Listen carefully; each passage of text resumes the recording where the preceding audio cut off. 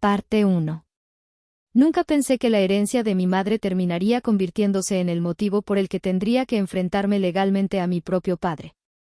Si alguien me lo hubiera dicho hace unos años, lo habría considerado imposible. Pero hay verdades que solo se revelan cuando el dinero y las propiedades entran en la conversación familiar. Mi madre falleció cuando yo estaba a mitad de la carrera de medicina. Fue un golpe devastador. No solo por la pérdida, sino porque ella era el centro emocional de la familia. La que organizaba, mediaba, recordaba fechas, sostenía vínculos. Después de su muerte, la casa quedó extrañamente silenciosa, como si el aire mismo hubiera cambiado de peso. Esa casa no era solo un inmueble. Era el lugar donde crecí, donde estudié de madrugada, donde mi madre me preparaba café cuando tenía exámenes, donde celebramos cumpleaños pequeños pero significativos. Cada rincón tenía memoria. Por eso me sorprendió descubrir, semanas después, que ella había dejado todo perfectamente organizado en su testamento. La casa quedaba a mi nombre. No compartida. No condicionada. No diferida. Directamente mía. Al principio no entendí por qué lo hizo así. Pensé que tal vez fue un error del documento o una decisión impulsiva. Pero el abogado me explicó que fue deliberado. Mi madre dejó instrucciones claras: la propiedad debía proteger mi estabilidad mientras terminaba mis estudios y daba mis primeros pasos profesionales. Mi padre reaccionó con frialdad cuando se leyó el testamento. No protestó abiertamente, pero tampoco mostró apoyo. Dijo que, esas decisiones apresuradas, a veces no reflejan lo que una persona habría querido con más tiempo. Esa frase me incomodó, pero en ese momento yo estaba demasiado rota por el duelo como para discutir interpretaciones. Meses después él empezó una nueva relación. Mucho más rápido de lo que yo esperaba. No lo juzgué, cada quien procesa la soledad a su manera, pero sí me tomó por sorpresa la velocidad con la que esa mujer pasó de ser alguien que está conociendo, a presencia constante en su vida diaria. Mi futura madrastra era amable en superficie. Correcta. Sonrisa fácil. Pero había algo en su forma de hablar que siempre me dejaba alerta, como si cada frase tuviera una intención secundaria. No era grosera. Era estratégica. Al principio intentó acercarse a mí con gestos de apoyo, mensajes preguntando por la carrera, comentarios sobre lo orgullosa que estaría mi madre, ofrecimientos de ayuda práctica. Yo respondía con educación, pero manteniendo distancia. No por rechazo, por instinto. Con el tiempo, noté que hacía muchas preguntas sobre la casa. No sobre recuerdos. Sobre papeles. Sobre valores de mercado. Sobre si pensaba vender en el futuro. Preguntas que no encajaban con alguien que solo quería conectar emocionalmente. En ese momento no vi peligro, solo incomodidad. Mi padre también empezó a cambiar su discurso. Dejó de hablar de la casa como tu hogar y empezó a llamarla la propiedad. Ese cambio de palabra parece pequeño, pero no lo es. Cuando alguien cambia el lenguaje, muchas veces ya cambió la intención. Un domingo, durante una comida aparentemente normal, salió el tema por primera vez de forma directa. Comentaron, como idea casual, que mantener una casa grande para una sola persona no siempre es eficiente. Que vender y repartir inteligentemente el dinero podría ser más práctico para todos. Para todos. Esa expresión se me quedó grabada.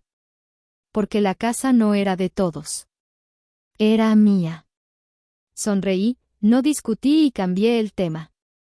Pero por dentro sentí la primera señal clara de que algo venía. No era una sugerencia suelta. Era una prueba de terreno. Y todavía no sabía hasta dónde estaban dispuestos a llegar para convertir esa idea práctica en presión real. Déjame preguntarte algo. Si una herencia es clara y legal, ¿la familia debería respetarla sin discusión, o crees que siempre debe renegociarse? Te leo en comentarios. Parte 2. Después de aquella comida donde mencionaron por primera vez la idea de vender la casa, por el bien de todos, intenté convencerme de que había sido solo un comentario fuera de lugar. A veces la gente habla sin pensar en el peso de las palabras, Y yo quería creer que ese era el caso. Pero cuando una idea aparece una vez, puede ser casualidad. Cuando aparece 3, ya es intención. Las siguientes semanas el tema volvió, siempre disfrazado de conversación práctica. Nunca como exigencia directa. Mi madrastra era especialmente hábil con eso. No proponía, sembraba. Hablaba de conocidos que vendieron propiedades heredadas y multiplicaron oportunidades. Comentaba sobre inversiones, sobre rentas inteligentes, sobre no dejar capital dormido. Todo sonaba lógico si ignorabas un detalle, no era su casa. Mi padre empezó a sumarse con ejemplos numéricos. Traía cifras de mercado, comparaciones de precios, proyecciones de ganancia. Me hablaba como si yo fuera una inversionista, no la hija que había heredado su hogar materno. El enfoque emocional desapareció por completo de su discurso. Solo quedaba el financiero. Yo respondía siempre igual, no planeo vender. No discutía. No debatía. No justificaba. Solo repetía. Pensé que la constancia bastaría para cerrar el tema. Subestimé la perseverancia de alguien con interés económico. Un detalle empezó a incomodarme más que las conversaciones, la frecuencia con la que mi madrastra visitaba la casa cuando yo no estaba. Al principio eran excusas normales, dejar algo, recoger algo, ayudar a mi padre con trámites, pero empezó a convertirse en hábito. Entraba, recorría, preguntaba por reparaciones, tomaba fotos, para recomendar un técnico. Un día llegué antes de lo esperado y la encontré midiendo la sala con una cinta métrica. No fue ilegal. Mi padre tenía copia de llaves. Pero fue revelador. Nadie mide espacios si no está proyectando cambios. Le pregunté con naturalidad qué hacía. Respondió con sonrisa ligera que solo ayudaba a calcular mejoras posibles para aumentar valor si algún día decidía vender. Otra vez el mismo supuesto base, la venta como destino inevitable. Esa noche cambié las cerraduras. No se lo anuncié como declaración de guerra. Solo como medida de privacidad. Cuando mi padre preguntó, dije la verdad, necesito control de acceso a mi propiedad. No gritó. No discutió. Pero su silencio fue tenso. La palabra propiedad volvió a aparecer, esta vez dicha por mí, y no le gustó escucharla en ese contexto. Poco después empezaron las invitaciones más frecuentes a comer fuera, a reuniones, a planes donde casualmente siempre salía el tema financiero. Entendí la táctica, mover la conversación a terrenos neutrales para bajar defensas. La presión funciona mejor cuando parece social, no confrontativa. En una de esas salidas ocurrió algo que encendió mi alerta real. Mi madrastra mencionó que conocía a un agente inmobiliario, muy confiable, que podía hacer una evaluación gratuita sin compromiso. Lo dijo mirando a mi padre, no a mí. Como si la decisión fuera de ellos. Como si yo fuera parte secundaria del proceso. Respondí con calma que no autorizaba evaluaciones. Que no estaba en venta. Que no necesitaba opiniones externas. Ella sonrió, pero no cedió, y dijo que informarse nunca hace daño. Hay frases que suenan razonables pero ignoran límites explícitos. Esa era una. Esa misma semana empecé a revisar todos los documentos de la casa con más atención. Escrituras, testamento, registros, cláusulas. No por paranoia, por prevención. Cuando la presión aumenta, la verificación debe aumentar también. Ahí descubrí algo que en ese momento no entendí completamente, pero que después sería clave para defenderme. Había una cláusula especial añadida por mi madre. No estándar. No común. Y claramente escrita con intención protectora. Todavía no sabía contra quién exactamente. Pero muy pronto iba a quedar claro. Te pregunto. Cuando alguien insiste en solo informarse sobre vender algo que tú ya dijiste que no venderás, ¿eso es ayuda o preparación? Te leo en comentarios. Parte 3. La cláusula especial que encontré en el testamento no estaba escondida, pero tampoco era parte del formato típico. Era un anexo redactado con lenguaje preciso, casi quirúrgico. Lo leí varias veces para asegurarme de entenderlo bien, porque al principio pensé que estaba interpretando de más. Decía, en términos simples, que la propiedad no podía venderse ni transferirse durante cierto periodo sin cumplir condiciones específicas de notificación y validación legal independiente. No era una prohibición absoluta, pero sí una barrera técnica. Una capa extra de protección. No entendía por qué mi madre habría considerado necesario algo así. En ese momento aún quería creer que solo era previsora. Con el tiempo entendí que era también observadora. Guardé copia digital y física de todos los documentos. No porque planeara una batalla, sino porque empezaba a oler una. Pocos días después ocurrió el siguiente movimiento. Mi padre me llamó con un tono inusualmente cordial. Demasiado cordial.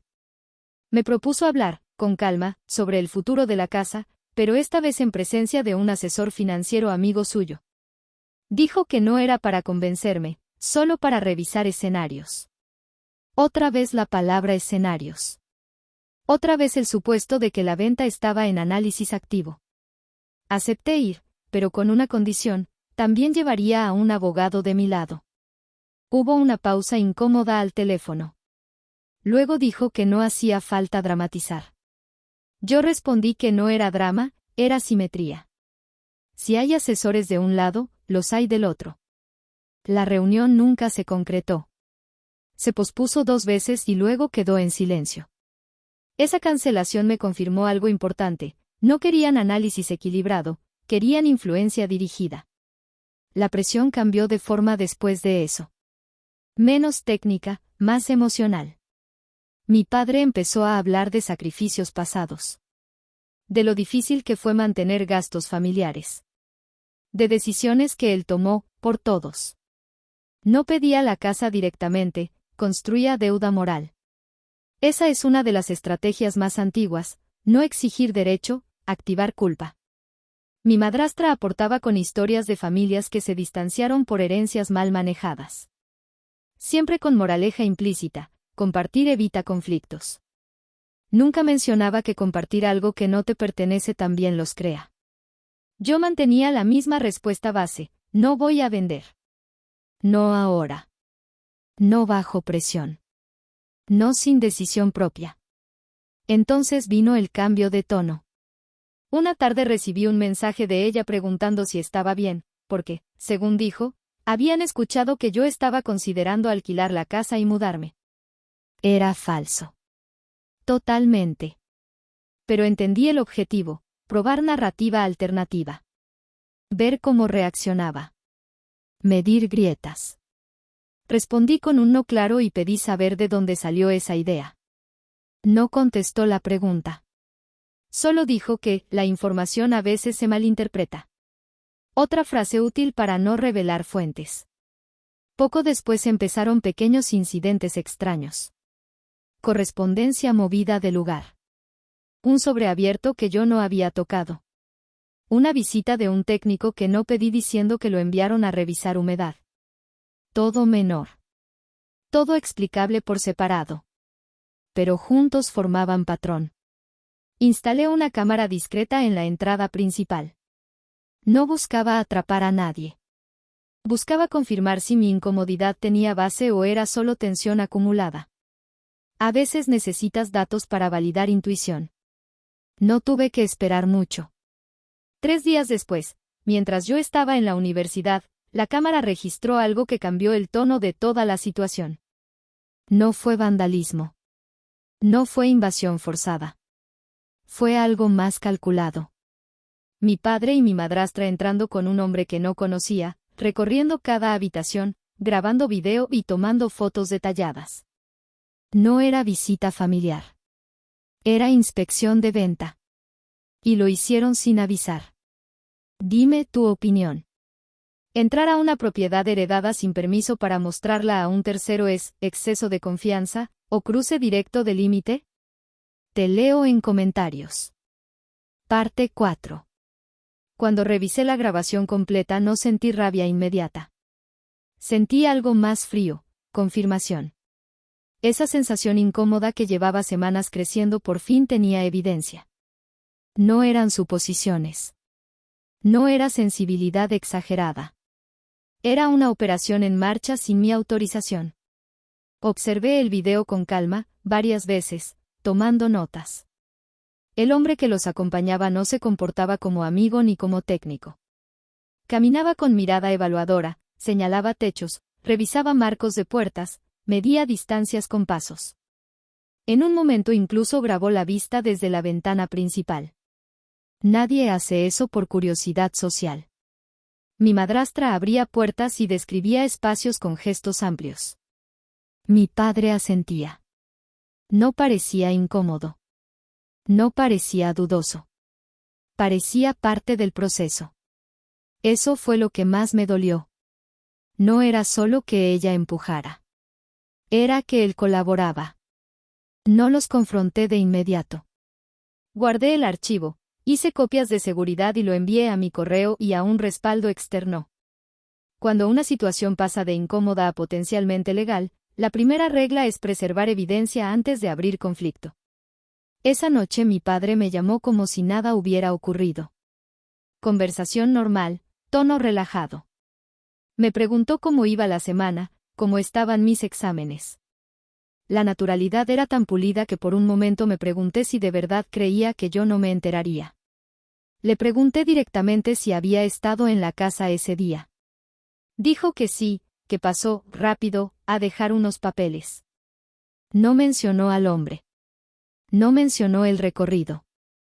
No mencionó las grabaciones. No lo acusé. Solo dije que había instalado cámaras recientemente por seguridad y que todo había quedado registrado. El silencio que siguió fue largo. No sorprendido, calculando. Entonces cambió la versión.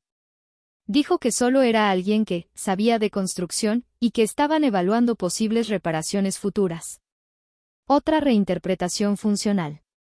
Le respondí algo simple: nadie entra con terceros a evaluar mi propiedad sin permiso explícito. Nadie la graba. Nadie la documenta. Eso no es visita, es gestión. Su tono se volvió defensivo por primera vez. Dijo que yo estaba exagerando, que la familia no necesita permisos formales, que estaba volviéndome rígida. Esa palabra apareció con intención, rígida. Es una etiqueta útil cuando alguien quiere que bajes límites. No subí la voz. No discutí. Solo dije que desde ese momento el acceso quedaba suspendido y que cualquier ingreso no autorizado sería tratado como tal. Colgamos sin despedida cordial. Al día siguiente recibí un mensaje de mi madrastra mucho más largo de lo habitual. Decía que lamentaba si me sentí invadida, que todo fue malentendido, que su única intención era ayudar a optimizar decisiones. Esa frase, optimizar decisiones, confirmó que el objetivo seguía siendo la venta. Solo cambiaba el envoltorio. Pero el siguiente movimiento fue el que reveló que ya no estaban solo tanteando. 2 días después encontré un sobre pegado en la puerta. Parecía un aviso formal. Decía que debía comunicarme con una oficina inmobiliaria porque había interés preliminar en la propiedad. No era publicidad genérica. Tenía dirección correcta. Datos correctos. Y número de expediente. No autorizados por mí. Ahí entendí que la situación había cruzado de presión familiar a acción externa. Y eso cambia completamente las reglas. Quiero saber tu punto de vista. Si un familiar inicia gestiones de venta sin ser dueño legal, ¿es imprudencia o intento de apropiación? Te leo en comentarios. Parte 5. El sobre no era publicidad masiva. No era de esos volantes que meten bajo cualquier puerta. Tenía mi nombre completo, la dirección exacta de la propiedad y una referencia interna de expediente. Cuando llamé al número, confirmé lo que ya sospechaba: alguien había solicitado una evaluación formal y apertura de ficha de venta preliminar. No di autorización. No firmé nada. No inicié ningún proceso. Pregunté quién había hecho la solicitud. No me dieron el nombre por teléfono, pero sí algo clave: la persona que contactó aseguró ser parte de la familia propietaria y dijo que la venta estaba en evaluación conjunta. Esa palabra otra vez, conjunta. Una ficción repetida muchas veces empieza a parecer verdad para quien no conoce los papeles. Pedí que bloquearan cualquier movimiento relacionado con la propiedad hasta nueva orden escrita mía. También envié correo formal dejando constancia de que no existía intención de venta. Cuando las cosas empiezan a moverse fuera de tu control, todo debe pasar a formato documentado. Ese mismo día llamé al abogado que había gestionado el testamento de mi madre. Le envié el video de la visita grabada, copia del aviso inmobiliario y el anexo de la cláusula especial. Su respuesta fue directa: estaban intentando crear apariencia de disponibilidad para acelerar presión. No es venta ilegal todavía, me explicó, pero sí es maniobra de posicionamiento. Usó una frase que no voy a olvidar: cuando no pueden forzar la firma, intentan forzar el contexto. También me confirmó algo importante: la cláusula que mi madre dejó activaba sanciones civiles si se intentaba vender sin cumplir el protocolo de validación independiente. No solo bloqueaba, penalizaba. Ahí empecé a entender que mi madre no fue solo previsora. Fue preventiva. Decidí confrontarlos, pero no con emoción, con información. Los cité a ambos en la casa, de día, con mi abogado presente por videollamada. No les di detalles del motivo. Solo dije que era importante. Llegaron tensos pero tratando de mantener tono normal. Mi madrastra con sonrisa social. Mi padre con gesto serio. Puse el video en pantalla. No interrumpí. No comenté. Dejé que se vieran entrando con el evaluador, recorriendo, señalando. El silencio en la sala fue pesado. Cuando terminó, mi padre intentó hablar primero, pero mi abogado intervino y explicó, con lenguaje técnico, los límites legales de lo que habían hecho y las consecuencias si continuaban. No hubo gritos. Hubo incomodidad real. Mi madrastra cambió estrategia en segundos. Pasó de seguridad a fragilidad. Dijo que solo intentaba ayudar, que todo fue por preocupación por mi futuro financiero, que malinterpreté la intención. La intención es el refugio favorito cuando la acción queda expuesta. Mi padre tomó una postura distinta. Dijo que como familia tenía derecho a participar en decisiones grandes. Mi abogado respondió algo simple: participar requiere invitación del titular. No parentesco. Ahí salió por primera vez la cláusula especial del testamento sobre la mesa. La leímos completa. Vi algo nuevo en sus caras: no culpa, cálculo interrumpido. Pensé que eso cerraría el tema. Me equivoqué. Porque cuando una vía se bloquea, quien está decidido no abandona, cambia de método. 3 días después recibí una notificación mucho más agresiva. Un aviso de ocupación compartida en disputa. Alguien estaba intentando argumentar derecho de residencia sobre la casa. Y eso ya no era presión. Era ataque legal indirecto.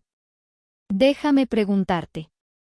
Cuando alguien no logra que vendas, y empieza a intentar reclamar uso o control, ¿eso ya es conflicto abierto? Te leo en comentarios. Parte 6. El aviso de ocupación compartida en disputa no era una demanda completa, pero sí un movimiento estratégico. Era el tipo de documento que no busca ganar de inmediato, busca crear fricción legal. Complicar. Retrasar. Presionar.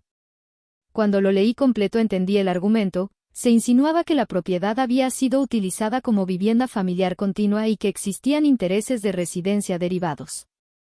En términos simples, estaban intentando construir la idea de que no era solo mía en la práctica, aunque lo fuera en lo legal. Llamé al abogado de inmediato. Su reacción fue firme, no alarmada.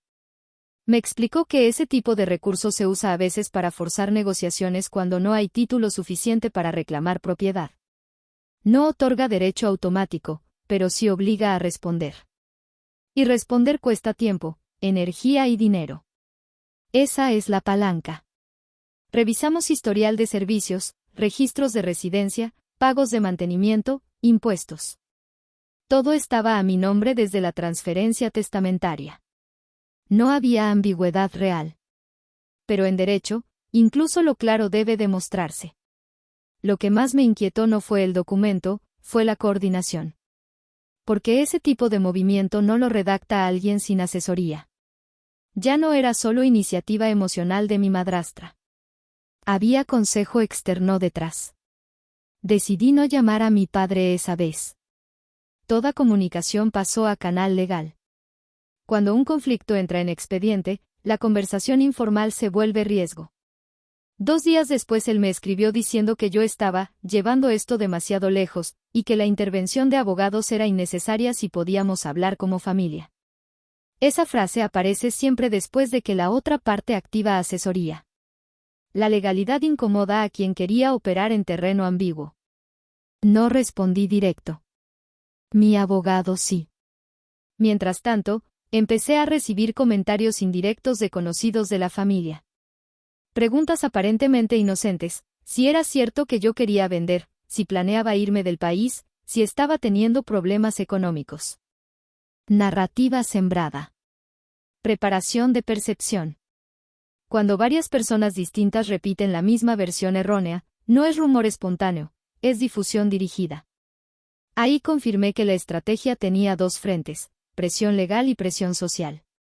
Pero el error que cometieron fue subestimar cuánto había dejado previsto mi madre.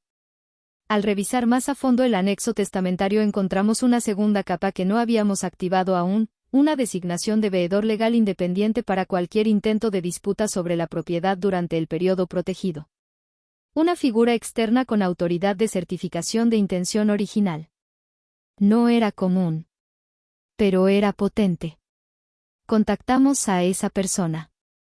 Aún ejercía. Aún tenía copia certificada del expediente original. Y aún recordaba perfectamente la razón por la que mi madre pidió incluir esa protección extra. Según sus notas, mi madre dijo una frase específica durante la firma: quiero que mi hija no tenga que negociar su hogar con nadie cuando yo ya no esté. Cuando escuché eso, entendí que esto no era solo defensa de propiedad. Era cumplimiento de voluntad. El veedor emitió un informe técnico respaldando la titularidad exclusiva y la intención restrictiva de venta sin validación independiente. Ese documento desarmaba por completo la narrativa de decisión familiar compartida. Pensé que con eso se detendrían. Pero las personas que juegan fuerte no se retiran cuando pierden argumento. Intentan cambiar el tablero. Y el siguiente movimiento fue personal, no patrimonial. Quiero saber qué opinas. Cuando alguien no puede ganar legalmente y empieza a mover la percepción pública, ¿ya dejó de ser disputa, y pasó a ser campaña? Te leo en comentarios. Parte 7. El cambio de tablero no tardó en mostrarse. Hasta ese momento todo había girado alrededor de la casa: documentos, acceso, valuaciones, reclamos de ocupación. Pero cuando no lograron avanzar por esa vía, empezaron a moverse en un terreno distinto: mi reputación. Lo noté primero por mensajes de compañeros de la facultad preguntando si estaba bien. No por preocupación médica ni académica, por rumores. Según lo que circulaba, yo estaba inestable por el duelo, tomando decisiones impulsivas y rechazando acuerdos razonables con mi familia. La narrativa era sutil: no me pintaban como mala persona, me pintaban como incapaz de decidir. Esa estrategia es peligrosa porque no acusa, desacredita. Pregunté de dónde venía esa versión. 2 personas distintas mencionaron que la información venía de familia cercana. No dieron nombres, pero no hacía falta. Nadie más tenía interés en construir esa imagen justo en medio de una disputa de propiedad. Mi abogado no se sorprendió cuando se lo conté. Me dijo que en conflictos patrimoniales familiares es común intentar debilitar la percepción de competencia del heredero para empujarlo a firmar acuerdos asistidos. No es ilegal hablar, pero sí puede ser parte de presión estructurada. Decidimos adelantarnos. Emitimos una respuesta formal al recurso de ocupación en disputa adjuntando video de ingreso no autorizado, bloqueo inmobiliario, informe del veedor, registros de titularidad y constancias de residencia exclusiva. No dejamos huecos interpretables. Un expediente sólido reduce espacio para narrativas creativas. Pensé que eso los haría retroceder. En cambio, mi padre pidió una reunión urgente, sin abogados, como última oportunidad de arreglar entre nosotros. Acepté, pero en lugar público y con grabación de audio autorizada. No por espectáculo, por protección. Cuando alguien ya movió hechos y versiones, la memoria necesita respaldo. Llegaron con tono conciliador. Mi madrastra habló primero. Dijo que todo se había salido de proporción, que nunca quisieron dañarme, que solo buscaban soluciones prácticas. Luego presentó una propuesta: vender la casa, colocar el dinero en un fondo, y entregarme una parte mensual, administrada, para mi estabilidad mientras terminaba la carrera. ¿Administrada por quién? No lo dijo, pero no era difícil deducirlo. La oferta no era reparto, era control diferido. Mi padre añadió que manejar grandes activos a mi edad podía ser riesgoso y que ellos tenían más experiencia financiera. La palabra experiencia usada como justificación de sustitución de decisión. Respondí con una sola línea: no necesito tutela patrimonial. Necesito respeto legal. El ambiente cambió de inmediato. La cordialidad se evaporó. Mi madrastra dejó de sonreír. Mi padre endureció el tono y dijo que yo estaba rompiendo a la familia por terquedad. Esa frase marca un punto claro: cuando defender límites se redefine como agresión, ya no hay negociación real. Entonces cometieron el error que terminó de romper su posición. Intentaron presionarme con información que no debían tener. Mencionaron detalles de mis gastos personales recientes, cifras, movimientos, que solo podían conocerse accediendo a correspondencia bancaria o documentos privados. No reaccioné en el momento. Solo tomé nota mental. Porque si eso era cierto, habían cruzado otra línea. Después de la reunión verifiqué archivos. Faltaban copias de estados financieros que guardaba en un cajón específico. Ya no era solo presión. Era acceso indebido.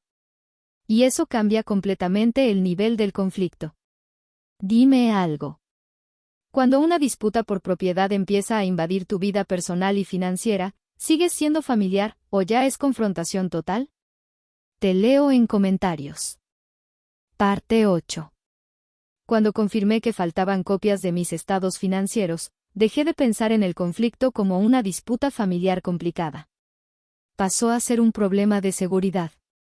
Porque una cosa es que intenten convencerte de vender. Otra muy distinta es que accedan, directa o indirectamente, a tu información privada para ganar ventaja. Revisé la casa completa con otro nivel de atención. No buscando desorden, buscando señales.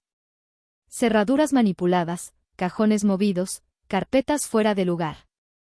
Encontré pequeñas cosas que aisladas no dirían nada, pero juntas sí: un archivador ligeramente corrido, sobres reordenados, una copia de llave que no recordaba haber duplicado recientemente. Cambié todas las cerraduras otra vez. Esta vez con registro de instalación y restricción de duplicado. También moví toda documentación sensible a una caja de seguridad externa. Cuando el conflicto escala, la prevención tiene que escalar con él. Informé a mi abogado sobre el acceso indebido probable. Me dijo algo clave: aunque no pudiéramos probar quién tomó los documentos, el patrón sumaba peso al caso de presión estructurada. En derecho, la acumulación de indicios importa. Pero lo que realmente cambió el rumbo no fue lo que descubrí en la casa. Fue lo que descubrí fuera. Un antiguo socio comercial de mi padre, alguien con quien casi no tenía contacto, me escribió pidiendo hablar conmigo en privado. Pensé que sería sobre otro tema, pero no. Sabía de la disputa. Y sabía detalles que no eran públicos. Nos reunimos en una cafetería neutral. Su primera frase fue directa: creo que no te están contando la razón real por la que necesitan que vendas. No interrumpí. Lo dejé hablar. Me explicó que mi padre arrastraba deudas fuertes de una inversión fallida reciente. Proyectos mal calculados, préstamos personales, garantías cruzadas. Nada de eso era ilegal, pero sí financieramente peligroso. Según él, la venta de mi casa resolvería gran parte de esa presión inmediata. Todo encajó de golpe. La insistencia. La urgencia disfrazada de planificación. La narrativa de optimizar activos. No era estrategia familiar, era necesidad de liquidez. Le pregunté cómo sabía tanto. Me dijo que lo habían invitado, junto con otros, a participar en una posible operación posterior a la venta. Rechazó, pero entendió el plan completo. Y cuando vio que la propiedad estaba a mi nombre exclusivo, decidió no involucrarse. No me pidió nada a cambio por la información. Solo dijo que prefería no ver a otra persona presionada para resolver errores financieros ajenos. No sentí satisfacción al saberlo. Sentí claridad. La disputa ya no era ideológica. Era económica urgente. Eso también explicaba el intento de control sobre el dinero, administrado, para mí. No era protección, era canalización. Mi abogado incorporó el dato en la estrategia, no como acusación directa, como contexto de motivación. En disputas de este tipo, el motivo económico pesa mucho para interpretar conducta. Pensé que ya había visto todas sus cartas. Pero todavía faltaba una jugada más arriesgada. Porque cuando alguien está financieramente contra la pared, a veces apuesta con movimientos que ya no son prudentes, son desesperados. Y el siguiente intento fue tan torpe, que terminó ayudándome. Quiero saber tu opinión. Si descubres que la presión familiar viene de deudas ocultas, ¿cambia tu lectura del conflicto, o confirma la manipulación? Te leo en comentarios. Parte 9. El movimiento desesperado llegó en forma de documento. No de conversación, no de presión emocional, de papel con apariencia legal. Recibí por mensajería un borrador de acuerdo de venta voluntaria anticipada, con estructura contractual completa, tablas de reparto y hasta calendario de pagos proyectados. Lo impactante no fue el contenido. Fue que incluía mi nombre ya integrado como parte vendedora. Como si yo hubiera aceptado. Como si solo faltara mi firma para formalizar algo ya decidido. Mi abogado lo revisó de inmediato y detectó varios problemas graves. No era un contrato válido aún, era un preacuerdo, pero estaba redactado para circular entre potenciales interesados como señal de disponibilidad. En otras palabras, estaban intentando crear mercado antes de tener derecho. Eso, por sí solo, ya era una maniobra cuestionable. Pero lo que realmente los hundió fue un detalle técnico. El documento citaba una base de autorización inexistente. Referenciaba una aceptación familiar registrada, que nunca ocurrió. No era error de formato, era afirmación falsa. Cuando alguien pone en papel algo verificablemente incorrecto dentro de un proceso patrimonial, deja de ser presión, se acerca a fraude documental. Mi abogado envió una notificación formal de cese inmediato de representación sobre la propiedad, advertencia de responsabilidad civil y requerimiento de retractación escrita. Lenguaje firme, sin insultos, sin amenazas, solo consecuencias claras. La respuesta tardó menos de 24 horas. No llegó de mi padre. Llegó del abogado que los estaba asesorando. Y fue corta. Retiraban cualquier acción relacionada con oferta o gestión de venta. Sin explicación. Sin defensa. Cuando un asesor legal retrocede tan rápido, es porque entendió que el riesgo ya no es negociable. Pensé que eso cerraba el frente patrimonial definitivamente. Pero quedaba el frente personal. Mi padre pidió verme solo. Sin terceros. Sin grabaciones. Dijo que necesitaba explicarme la verdad completa. Acepté, otra vez en lugar público. Esta vez su tono no era conciliador. Era cansado. Confirmó las deudas. Confirmó que la presión venía de ahí. Pero intentó todavía justificar el método. Dijo que pensó que si yo entendía el nivel de urgencia, accedería. Que la familia debe ayudarse en crisis. Que vender no era quitarme, era reorganizar. Le respondí con algo que había aprendido en todo este proceso: ayuda se pide, no se simula. Entonces reveló el último dato que terminó de cerrar el círculo: la idea de reclamar ocupación y empujar la narrativa de incapacidad no fue de mi madrastra, fue sugerida por un asesor financiero externo para acelerar resolución. Externalizar la culpa es común cuando la estrategia falla. No discutí más. No hacía falta. Ya no estábamos negociando, estábamos terminando. Días después supe que mi madrastra había iniciado trámite de separación. No por mí, por las deudas. Cuando el objetivo financiero cae, también caen algunas lealtades estratégicas. El caso legal se cerró a mi favor sin juicio completo. Retiro de reclamo, desistimiento firmado, reconocimiento de titularidad exclusiva y restricción registrada ampliada. Blindaje total. La casa quedó protegida exactamente como mi madre planeó. Y yo entendí algo que no enseñan en ninguna carrera. La herencia más valiosa no fue la propiedad. Fue la previsión. Déjame preguntarte. ¿Perdonarías el método si la necesidad económica fuera real, o el límite se rompe igual? Te leo en comentarios. Parte 10. Cuando todo se cerró legalmente, no sentí victoria. Sentí silencio. Un silencio distinto al del duelo inicial por mi madre, este era el silencio que queda después de una tormenta larga. No hay celebración cuando un conflicto termina con papeles firmados contra tu propio padre. Solo claridad, y una especie de cansancio profundo. El desistimiento quedó registrado oficialmente. Sin ambigüedad. Sin condiciones ocultas. Sin puertas laterales. La propiedad quedó protegida con anotaciones preventivas ampliadas y restricciones de gestión sin validación independiente. En términos simples, nadie podía volver a intentar moverla sin activar alertas legales automáticas. Mi abogado me dijo algo que se me quedó grabado: tu caso no se ganó por confrontación, se ganó por documentación. Tenía razón. Cada grabación, cada correo, cada copia guardada, cada respuesta formal fue un ladrillo. No grité más fuerte, construí más sólido. La relación con mi padre no terminó en una explosión. Terminó en distancia funcional. Mensajes breves. Contacto mínimo. Sin discusiones abiertas, pero sin confianza. Hay vínculos que no se rompen con odio, sino con evidencia. Durante un tiempo me pregunté si debí manejarlo distinto. Si hablar antes, ceder un poco, negociar otra fórmula.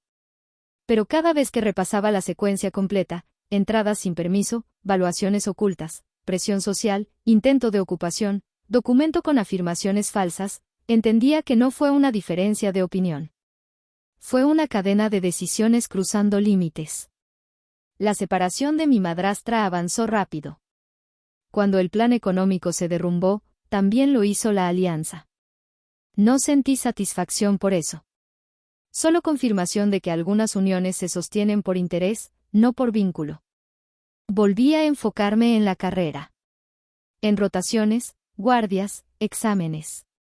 La casa dejó de ser campo de batalla y volvió a ser hogar. Cambié algunas cosas, no por borrar recuerdos, sino por recuperar control del espacio. Pinté un cuarto. Reorganicé el estudio. Abrí más las ventanas. A veces sanar también es mover muebles. Un día encontré una carpeta que mi madre dejó con documentos personales y notas sueltas. Entre ellas había una frase escrita a mano que nunca había visto: proteger no es desconfiar, es amar con anticipación. Entendí entonces que su cláusula especial no fue paranoia. Fue lectura correcta de carácter. No heredé solo paredes. Heredé criterio. Si algo aprendí de todo esto es que la presión familiar no siempre se presenta con agresión directa. A veces llega con sonrisas, con palabras razonables, con supuestas soluciones prácticas. Por eso los límites no se defienden con emoción, se defienden con estructura. Hoy la casa sigue siendo mía. Pero más importante, mi decisión también. Y cierro esta historia con algo que me habría gustado escuchar al inicio. Que alguien sea familia no significa que tenga derecho automático sobre lo que te pertenece, ni sobre lo que decides proteger. Te dejo la última pregunta. Si la voluntad de un ser querido fallecido es clara, ¿defenderla es conflicto, o respeto? Te leo en comentarios.